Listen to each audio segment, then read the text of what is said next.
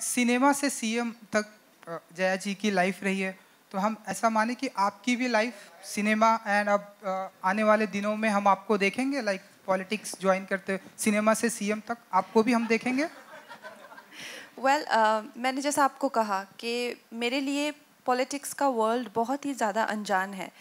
और मैं देश के बारे में अगर आज बात करती हूँ, राष्ट्रवाद के बारे में बात करती हूँ, या मैं किसानों के बारे में, लॉज के बारे में जो मुझे डायरेक्टली अफेक्ट करते हैं, तो मुझे कहा जाता है कि मैं पॉलिटिशियन बनना चाहती हूँ। ऐसा कुछ नहीं है। मैं like I said, for me, मैं एक नागरिक के तौर पे हर चीज़ पे रिएक्ट करती हूँ। और पॉलिटिक्स से मेरा कोई दूर दूर का नाता नहीं है। मगर जैसा मैंने कहा कि जब कुछ लोग बहुत ज़्यादा नाराज़ हो गए इस बात से कि मैं राष्ट्रवाद की बात क्यों करती हूँ, या या मुझे इतनी क्या पड़ी है कि मैं फार्म लॉ के बारे में बात करूँ, उनको इस बात से तकलीफ़ हो रही है कि वो चाहे तो वो कर सकते हैं, उसके बारे में कुछ भी कह सकते हैं, पर मेरी हिम्मत कैसे कि मैं कहूँ, तो ये उनकी तकलीफ़ है।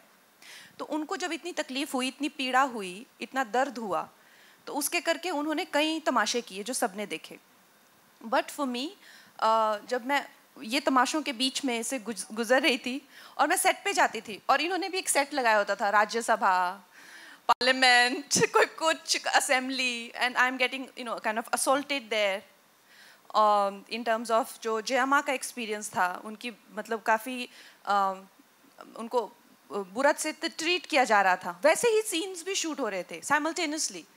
तो मुझे काफ़ी अनकैनी लगा और बहुत ही ज़्यादा अजीब सी मुझे वो एक फीलिंग आती थी। ऐसा लगता था जैसे रील और रियल लाइफ बिल्कुल आपस में एकदम ब्लेंड हो गई है। पर I don't know, it's very mysterious.